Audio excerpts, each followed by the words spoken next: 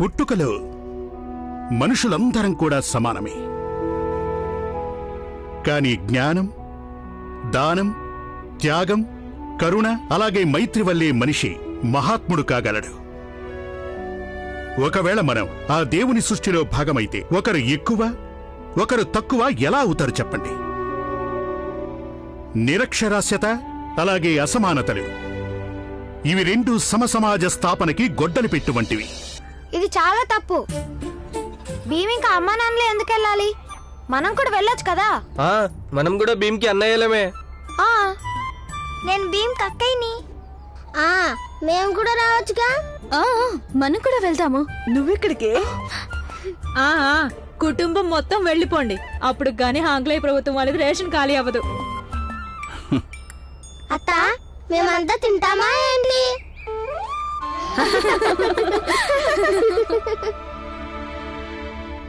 నాకు ఆలస్యం అవుతుంది, నేను పనికి వెళ్తాను. నువ్వు జాగ్రత్తగా ఉండు. సరే నాన్న.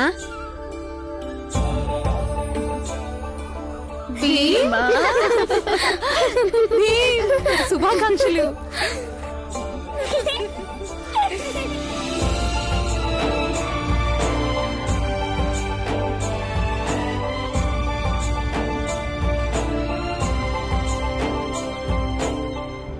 అయితే ఇవాళ కూడా రాలేదా రామ్జీ?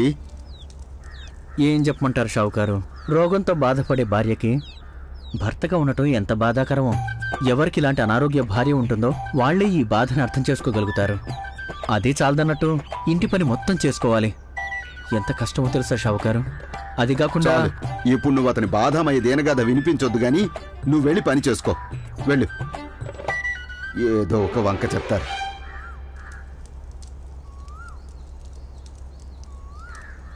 సేట్ గారు, తీసుకోండి, రసగుల్లా తినండి. ధన్యుడు రామ్జీ, నువ్వు ధన్యుడు అయిపోయావు. ఏమైంది సేట్ గారు? ఇంట్లో రోగిష్టి భార్య, పిల్లల కోసం వంట చేయటం, బట్టలు ఉతకడం, అంట్లు తోమటం, స్కూలుకి దిగపెట్టి రావటం అన్నీ చేస్తావంటగా. లేదు సేట్ గారు, ఈ పనులన్నీ నా భార్య చేస్తుంది. కానీ పుర్రంజన్... షావుకారు, రామ్జీలో ఉన్న గొప్పతనమే అది. తన గుండెల్లో ఎంత బాధలున్నా, ఎన్ని కష్టాలున్నా అవి ఎప్పుడూ బయట వాళ్ళకి తెలియనివ్వడు. వాటిని చెప్పుకుంటే మీలాంటి వాళ్ళు నవ్వుతారు కదా. పైగా ఏమంటారో తెలుసా, భార్య రోగిష్టిదైతే ఏంటి, ఏదో విధంగా ఓపిక చేసుకుని ఇంటి పనంతా తనే చేసుకోవాలి అంటారు. ఏం మాట్లాడుతున్నావు నువ్వు? ఇంకా దాపరికం ఎందుకు రామ్జీ? షావుకర్ అర్థం చేసుకుంటారు నువ్వు నిజంగా పనివంతుడు అని, నువ్వన్ని పనులు చక్కగా చేస్తావని. పద పద, ఇప్పటికే చాలా ఆలస్యం అయిపోయింది. నడు, గబగబా మొహానికి రంగు పూసుకొని మన పని మొదలు పెట్టేద్దాం. ఆగండి, ఇప్పుడు ఈ మిఠాయిలు ఎందుకు? అది నా కొడుకు స్కూల్లో ఫస్ట్ వచ్చాడు, అందుకే సంతోషంలో మిఠాయిలు పంచుతున్నాను. చూసారా షావుకారు, నేను చెప్పానా, రామ్జీ లాంటి బాధ్యత గల తండ్రిని మీరెక్కడ చూసుండ్రు. మీరు కూడా కొంచెం శిక్షణ తీసుకోండి ఎలా నడుచుకోవాలో. రామ్జీ, పని కాస్త ఆలస్యంగా మొదలు పెట్టొచ్చులే. నాకిది చెప్పు, పిల్లల్ని అసలు పద్ధతిగా పెంచడం ఎలా? సేట్ గారు, అది నేను మీకు ఎలా చెప్పగలను? చెప్పు. ఏంటి, నాకు చెప్పకూడదా? అయితే వెళ్ళిపో. అయ్యో, చెప్పొచ్చుగా రామ్జీ, షావుకారు గారు అంత మర్యాదగా అడుగుతున్నారుగా, చెప్పు. చాలా సులభం సేట్ గారు. తల్లిదండ్రులు కూడా పిల్లలతో కలిసిపోయి జీవించాల్సి ఉంటుంది. వాళ్ళని తప్పులు చేయకుండా కాపాడాల్సి ఉంటుంది. కానీ వాళ్ళకి ఏకాంతం కూడా ఇవ్వాల్సి ఉంటుంది. అప్పుడే వాళ్ళు స్వేచ్ఛని అనుభూతి చెందుతారు. ఆ స్వేచ్ఛలో వాళ్ళకి వాళ్ళు తెలుసుకోగలుగుతారు. వాళ్ళు మనసులో కలల బీజం నాటాల్సి ఉంటుంది. పొద్దున రాత్రి వాళ్ళకి వివరించాల్సి ఉంటుంది. వాళ్ళ కలల్ని సాకారం చేసుకోవడానికి కష్టపడాల్సి ఉంటుందని. వాళ్ళ విజయంలో కన్నా ఎక్కువ వాళ్ళ అపజయంలో వాళ్ళకి తోడుగా నిలబడాల్సి ఉంటుంది. వాళ్ళ సంతోషం, వాళ్ళ కష్టం, వాళ్ళ బాధలో మనము భాగం పంచుకోవాలి. అప్పుడు పిల్లలు కూడా మన కష్టాన్ని గుర్తించగలుగుతారు. అంతే, నేనిదే చేస్తాను. నువ్వు గొప్పోడివి రామ్జీ. నువ్వేదైతే చేస్తావో అది అందరూ చేయలేరు. ఇక వెళ్ళి పని చేయండి.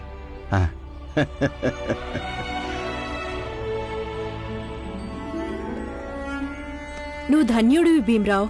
ఇంతటి కష్ట పరిస్థితిలో కూడా ఆర్థిక స్తోమతున్న కుటుంబాల పిల్లల్ని వెనక్కి నెట్టేసి నువ్వు ప్రథముడిగా వచ్చావు. నువ్వు కూడా ధన్యురాలివే.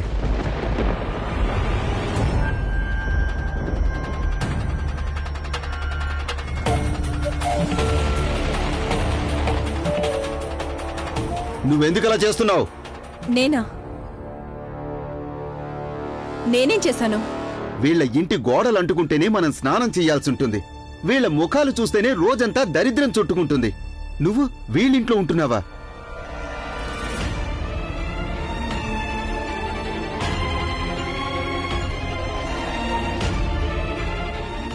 ఆ ఇంట్లో నుంచి బయటికి రా. ఎందుకు నువ్వు ఇలా చేసి మన జాతిని అవమానిస్తున్నావు? నీకొకవేళ ఈ ఊర్లో ఇబ్బందిగా ఉంటే నువ్వు నీ పుట్టింటికి వెళ్ళిపో. నేను నువ్వు వెళ్ళడానికి ఏర్పాట్లు చేయిస్తాను. నువ్వు చేసిన పాపానికి ఇప్పటికే మేము ఈ సమాజం దృష్టిలో దోషులం అయిపోయాం. ఇప్పుడు నువ్వు ఈ ఇంట్లో ఉంటే అప్పుడు ఈ సమాజం నన్ను ప్రాణాలతో ఉండనివ్వదు.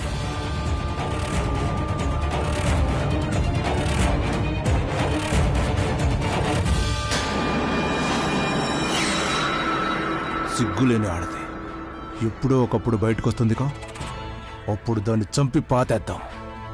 ఆ తర్వాత ఏదైతే అదే అవుతుంది, చూసుకుందాం.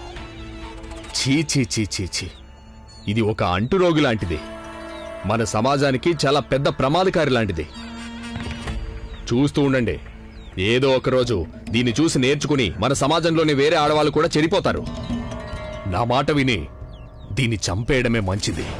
బాగా చెప్పావు సోదరా. ఇది బతికేం చేస్తుంది? ఇప్పటికే కులం పరువుని మంట కలిపింది. శీలం చెడిందనే మచ్చ తెచ్చుకుంది. ఇప్పుడు వీళ్ళింటికి వెళ్ళి ధర్మాన్ని కూడా మంట కలిపింది. ఇది ఆడది కాదు, జాతి వినాశనకారి. కాస్త ఆలోచించు. నీ భర్త అయిన నేను, నీ అత్తమామలు, నీ పిల్లలు, మేమందరం వీధిలోకి రావాల్సి ఉంటుంది. పత్ని ధర్మం, కోడల ధర్మం, తల్లి ధర్మం, ఈ ధర్మాలన్నీ నువ్వు నిర్వర్తించకపోతే ఇక నువ్వు చేసిన పూజా పురస్కారాల వల్ల ఏం లాభం? అవన్నీ నువ్వు మా కోసమేగా చేసింది. ఇప్పుడు లోకులు నిన్ను కులట శీలం లేని దానివి అంటున్నారు. కానీ ఇప్పుడు నీ కారణంగా మేమందరం నాశనం అయిపోయామంటే అప్పుడు నిన్ను కులనాశిని అని కూడా అంటారు. ఒక స్త్రీ గనక కులనాశనం చేస్తే అప్పుడు ఆమె ధర్మాన్ని కూడా భ్రష్టు పట్టించినట్టు అవుతుంది. తనకు నరకంలో కూడా చోటుండదు.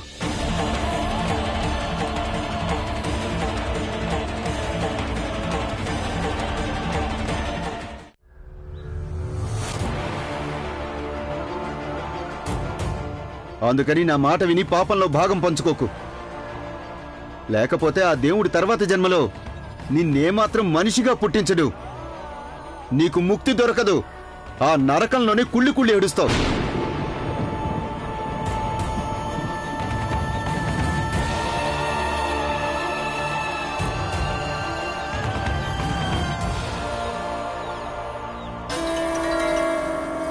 ఏంటి సోదరా, ఏం జరుగుతుంది?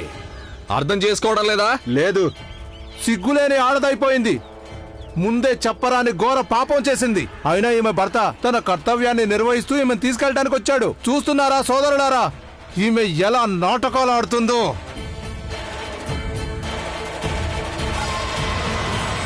చీ పాప మొగుడు మంచోడు కాబట్టి ఈమెకి సహాయం చేద్దామని వచ్చాడు.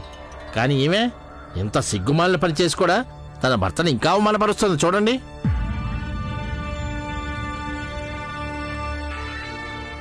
బాగా బరి తెగించిన ఆడది. విచ్చలవిడితనానికి కూడా ఒక హద్దుంటుంది. ధర్మం అన్నా లెక్కలేదు, సమాజం అన్నా లెక్కలేదు.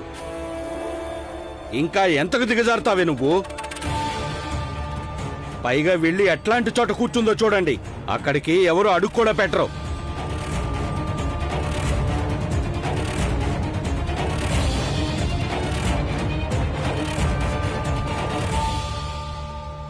నేను చెప్పే మాట విను. నేను నిన్ను పెళ్లి చేసుకు తీసుకొచ్చాను, జాగ్రత్తగా చూసుకుంటానని మాటిచ్చాను. అందుకే నేను నీకు నచ్చ చెబుతున్నాను. నువ్వు తప్పుడు దానివని పంచాయతీ తీర్పు చెప్పింది. నీతో కలిసి ఇన్నేళ్లు బతికిన కారణంగా, నీ శ్రేయోభిలాషణ అయిన కారణంగా నీకు చెబుతున్నాను, పదక్కడి నుంచి.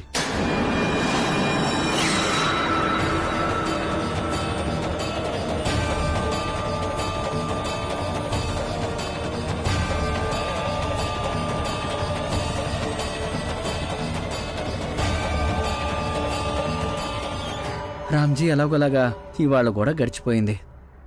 నడు ఇంటికెళ్ళిపోదాం. తమ్ముడు పురంజన్, కొంత డబ్బు అప్పు కావాలి. భీమ్ స్కూల్ ఫస్ట్ వచ్చాడు, అందుకని బ్రిటిష్ ప్రభుత్వం వారు డిన్నర్కి పిలిచారు.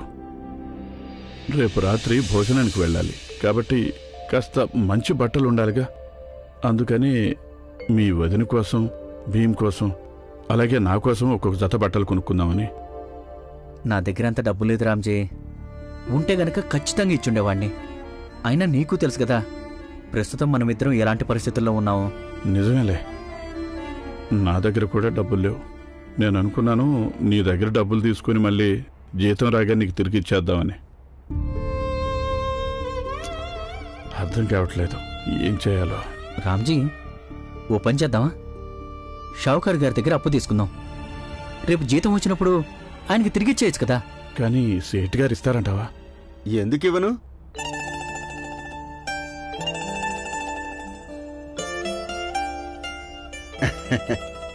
ఇదిగో డబ్బులు తీసుకో.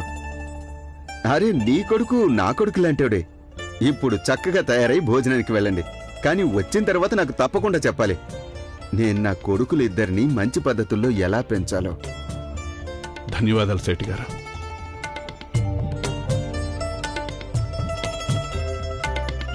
ఏం ఆలోచిస్తున్నావు? రా అక్కడి నుంచి.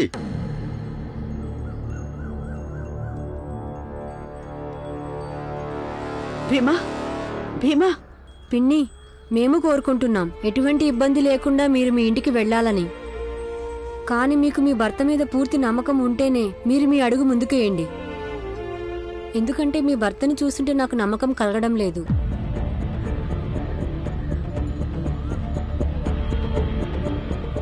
ఏం పిచ్చివాగుడు భీమరావు, నువ్వు తనని నాతో ఎందుకు రావద్దంటున్నావు? మధ్యలో నీకెందుకు భీమా? పద, రా లోపలికి. నిన్న మీరు నాతో ఏమన్నారు? నేను చచ్చినా కూడా మీరు నన్ను చూడ్డానికి రానన్నారు. మరి ఈరోజు మీరు హఠాత్తుగా నా శ్రేయోభిలాష్ అయిపోయారా? ఇన్ని సంవత్సరాలు కలిసి బతికామని నాకు గుర్తు చేయడానికి వచ్చారా?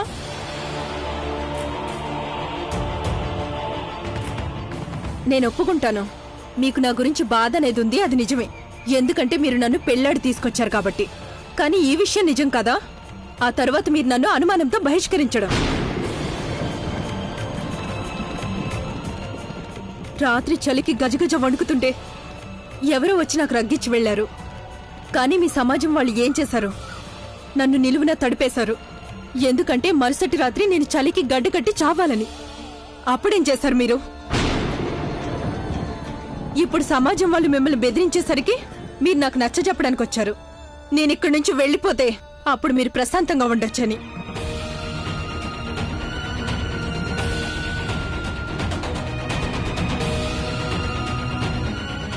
పత్ని ధర్మం గురించి చెప్తున్నారా నాకు? సరే, మీరు చెప్పిన మాట నేను వింటాను. కానీ ఇలా మాత్రం కాదు. ఇక్కడ నాకు ఆశ్రయం దొరికింది అంటే ఒక రకంగా ఇది నా పుట్టిల్లుతో సమానం.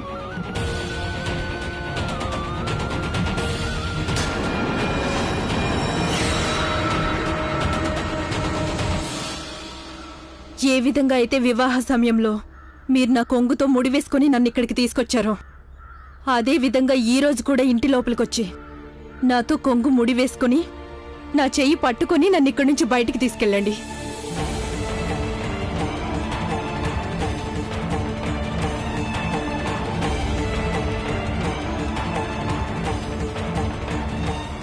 పెళ్ళైనప్పుడు ఎలా అనుకోలేదో మీరు నన్ను మధ్యలో వదిలేస్తారని. ఇప్పుడు కూడా అలాగే అనుకుని వస్తాను.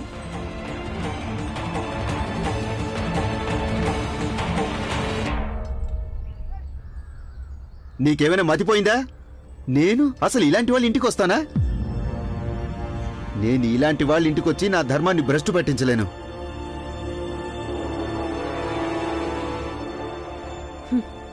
ధర్మం గురించి మాట్లాడుతున్నారా? అయితే ఇది కూడా ఒక ధర్మమే. ఒక ఆడపిల్ల కొంగు ముడిపడకుండా తన పుట్టింటి గుమ్మం దాటి బయటికి వెళ్ళకూడదు.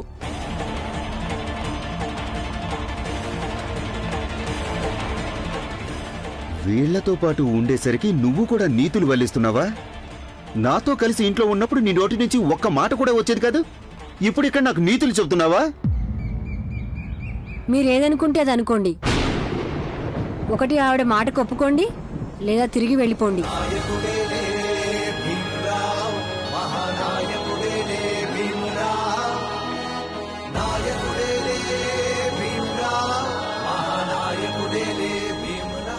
అరే ఏంటి ఆలోచిస్తున్నావు? లోపలికి వెళ్ళి దాన్ని జుట్టు పట్టుకొని బయటికి ఈడ్చుకురా. అరే లేదు లేదు, నేను వీళ్ళ ఇంట్లోకి వెళ్ళి నా ధర్మాన్ని భ్రష్టు పెట్టించలేను.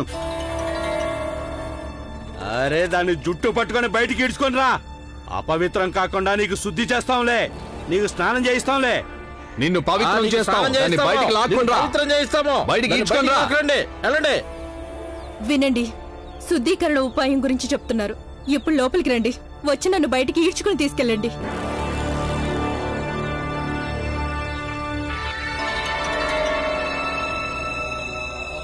గొప్ప సమాజం. ఒకవేళ అందరి ముందు మీరు ఇంట్లోకి ప్రవేశిస్తే అది పాపం అంటారు.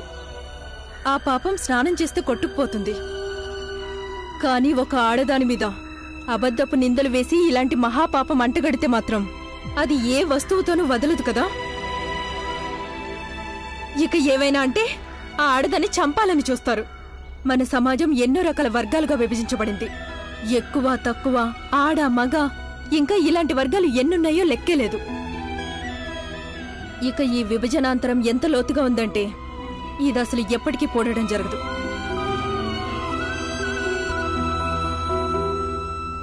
అరే నిలబడి ఆమె ఉపన్యాసం ఏమంటారు? జుట్టు పట్టుకుని బయటికి ఇడ్చుకొని రండి ఆమెని.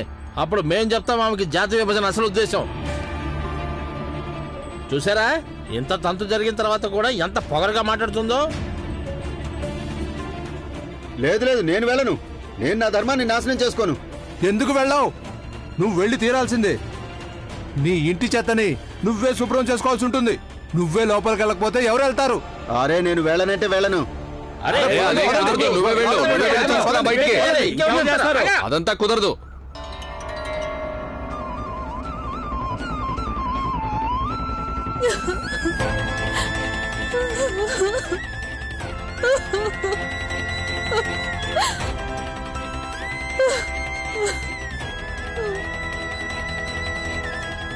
మీరేడవకండి.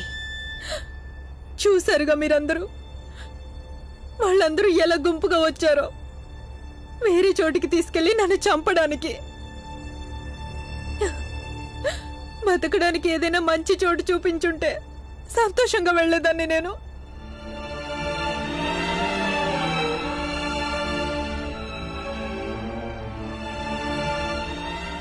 చూడండి,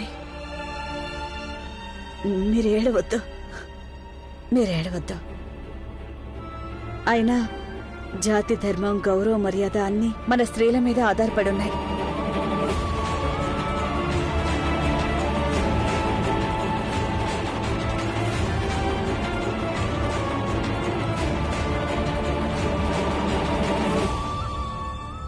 ఎంత నిర్దయగా ఇంట్లో నుంచి వెళ్ళగొట్టారు. అసలు ఆలోచించలేదు ఒక ఒంటరి ఆడది రాత్రి వేళ ఎక్కడికి వెళుతుందని. దాంతో తృప్తి కలగలేదనుకుంటా ఇక్కడ నాకు ఆశ్రయం దొరికింది. ఇక్కడి నుంచి కూడా వెళ్ళగొట్టాలని వచ్చారు.